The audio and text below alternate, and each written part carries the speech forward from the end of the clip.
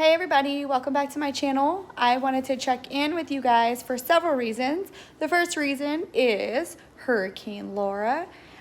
We are in southeastern Texas, so the hurricane is coming, and it's supposed to make landfall sometime this evening into tomorrow morning.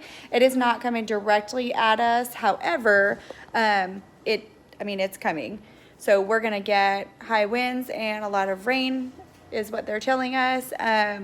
Also, this hurricane kind of reminds me of Hurricane Harvey because Hurricane Harvey was like not coming at us, and then all of a sudden like it turned, and then we had to evacuate.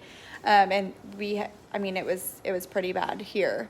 So I'm hoping that does not happen, but you just never know. So we're keeping track of it. And our superintendent did cancel school today and tomorrow because we do have a lot of teachers that either have family in the Houston area or in the other areas that are expecting impact. And so he wanted to give us the opportunity to make arrangements for family or to evacuate ourselves if we felt that we needed to. So I'm gonna flip the camera around so you can kind of see what it looks like here. It's pretty crazy because it's like just beautiful outside.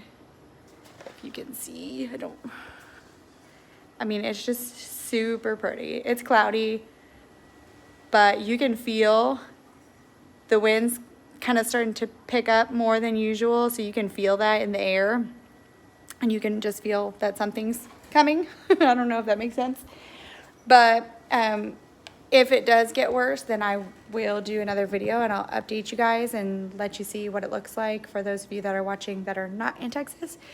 But yeah, so we're just hoping and praying that everybody stays safe. From the looks of what I've seen on the news, like Galveston and Lake Charles area, they did all evacuate. It looked like they did anyway.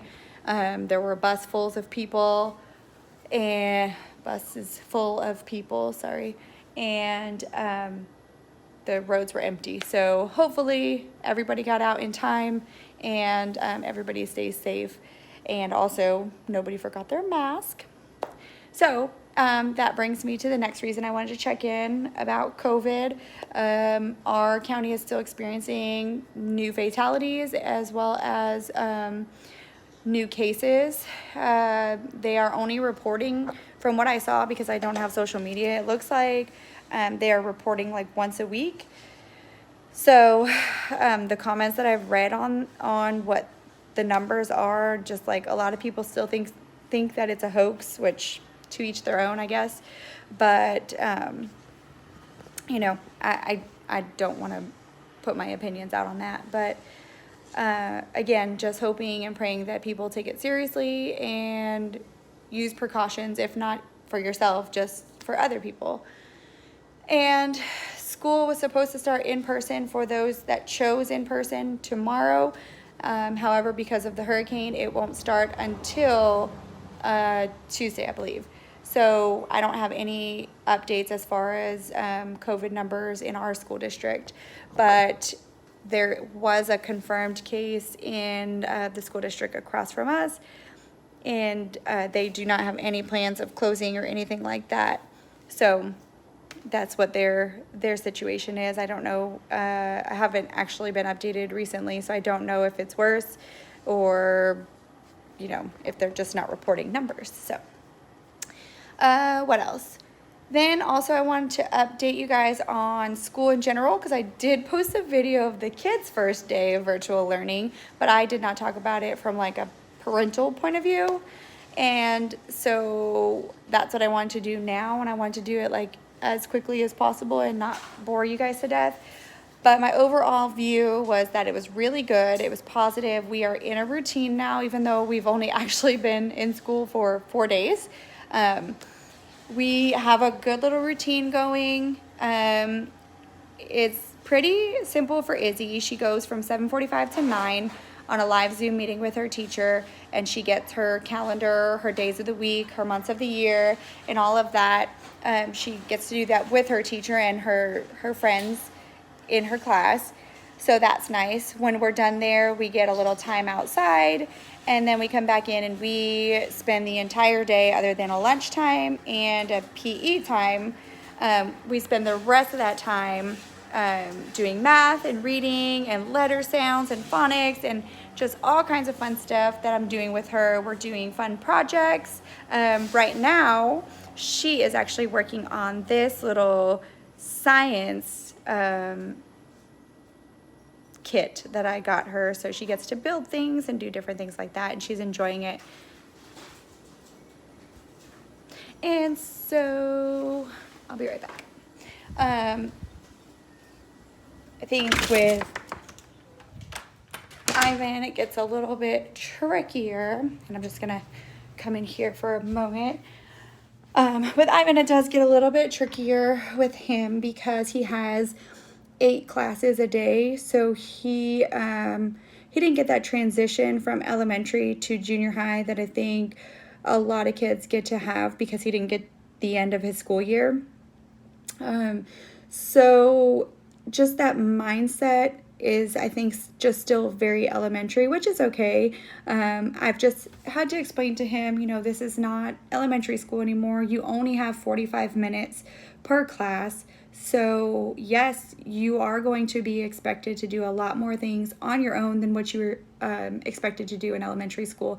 A lot of elementary school work was with the teacher, and this year it's just a lot more independent work. So it's just going to be about changing that mind frame and getting him used to independent work.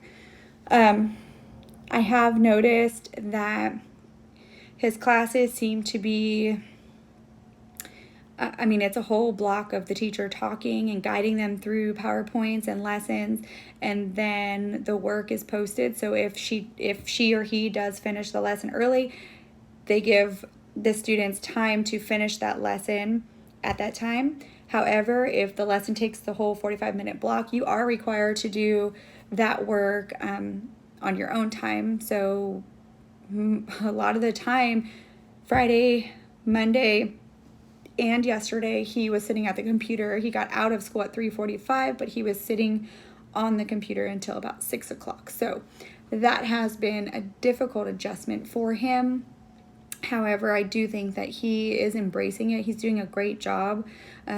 He's trying to log on early to get his work done so he doesn't have to do it later. So he'd rather wake up earlier, log on early, and try to knock out his work before class starts. Now, that's okay for now, up until he doesn't understand what the work is until after the class period. Then obviously that'll change. But right now, it's not really any new content other than I noticed like world cultures. That's not a class that he's had before. So he's learning about the continents and the oceans.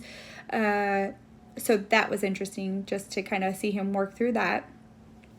And what else? Just overall, I think he's just doing a really good job, and I'm enjoying being able to be home and just see him, just see how intelligent he is, and see how much he actually knows on his own. I've never been able to see that. I just see his grades, and his grades are always good, but to see him in action and the way his brain works, I think that's just such a blessing for moms that get to do this all the time and see their kids in action, because I think it's really important as a parent to see that. And then with Isabella, I did struggle with her because yesterday on our walk, she did tell me that she doesn't like staying home at school with me because I get mad at her. So that's a mommy fail. I needed to do better there. And, I did some self-reflection, and I realized that with her, I do need to switch from teacher mode to mommy mode, because I was teaching 4th graders, so they knew what she doesn't know yet. And I forget that she does not know and that it's my job to teach her. So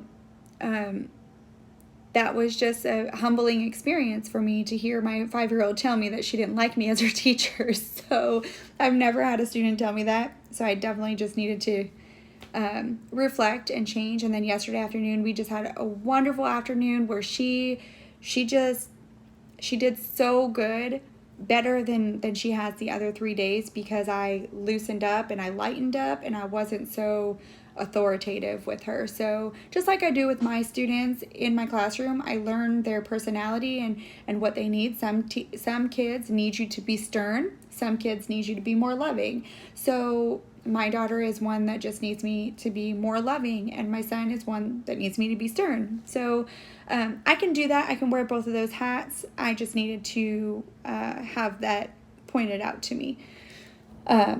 So I'm hoping that as we take this journey, I learn new things about both of my kids, and they get to learn new things about me.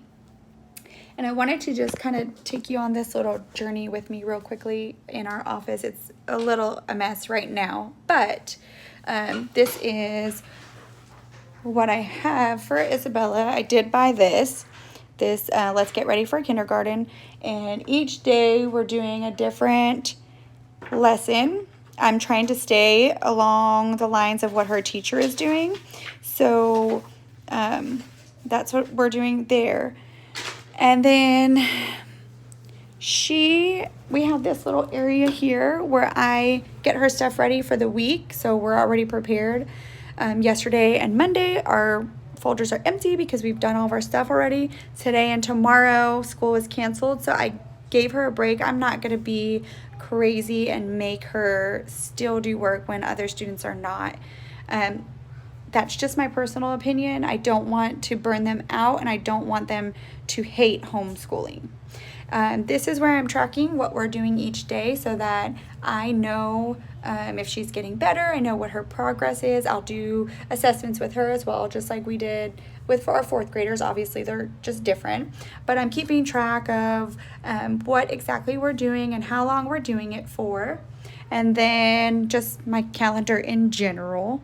And then right here, I have numbers, and then this is her phonics game, so I have letters, and they correspond with a picture that goes with that letter, so she has to match them up. She really likes doing that, and I time her so we can see her progress. And then today, I did just buy this whiteboard because I had nowhere to write anything. We were using her little table, and as you can see, it's kind of a mess. So I'm going to hang this up so that she has a place to see me actually write things down and write our letters. She writes her nickname, which is Izzy. She does not do well writing her full name, Isabella. So we're going to practice that next week. We're going to focus on the full name next week. Okay. Why? Because Please don't do it anymore. I had to, because this twinkle was stuck. Okay, all right. So yes, next week, each week I have objectives and goals just like I would in my classroom. And that's more so for me to keep me on track. I did speak with a parent tonight of one of my students from last year, and she's homeschooling. Like, the kids are not in virtual learning at all. She's just straight homeschooling. So she was struggling and feeling stressed, and I wrote out a schedule for her 5th grader and her 3rd grader with the exact amount of minutes that they needed each subject. So if you need help doing anything like that, please let me know, and I can do something like that for you as well. And I just did a whole schedule that she can follow, and how much time to spend, and different things that you can pull in. If you're in a 180-minute block, which is what we have for reading, writing, and social studies, you do not need to say, okay, for 30 minutes we're going to do reading, and 20 minutes we're going to do this. Reading, writing, and social studies can all be combined together. If you're doing a social studies lesson and you have to read a story, that is also reading. And then if you want them to respond to the text, that is also writing. So you can put everything all together. You do not need to stress yourself out and make it separate and all of those things. Same with science. Do not stress about it. Look up different experiments that you can do. Look up just different things on Teachers Pay Teachers. I love Teachers Pay Teachers. I can literally spend so much time on there. But, look up 5th grade science on YouTube and different things, and then pull worksheets from Teachers Pay Teachers, and then just do that.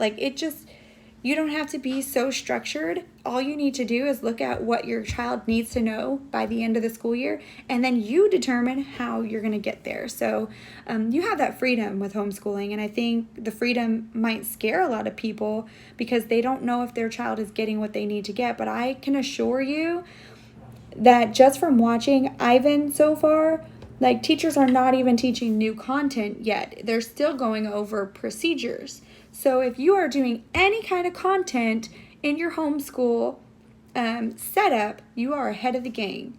So, ahead of the game? Yes, ahead of the game. Okay. So do not worry. Do not stress out. Do not give up. Those kiddos need you to stay strong and to stay motivated for them, and just do the best that you can, because at the end of the day, that is going to teach them more than anything is just watching their mom or their dad persevere through this impossible task that we have been given. You know, I'm a homeschool teacher and I didn't apply for this job. So, you know, we're all in situations that we did not anticipate, and we can just do the best that we can. And if that's what you're doing, your kids, they're going to benefit greatly from that alone, from that life lesson. So don't beat yourself up, and just encourage one another. If you have questions, please put it in the comments below or send me a text if you have my phone number. But I'd love to answer your questions. I'd love to help you, whatever I can do. And I will keep y'all updated with Hurricane Laura. If it gets worse, if it stays the same, I'm not going to do another update. All right, I will see y'all later. Bye.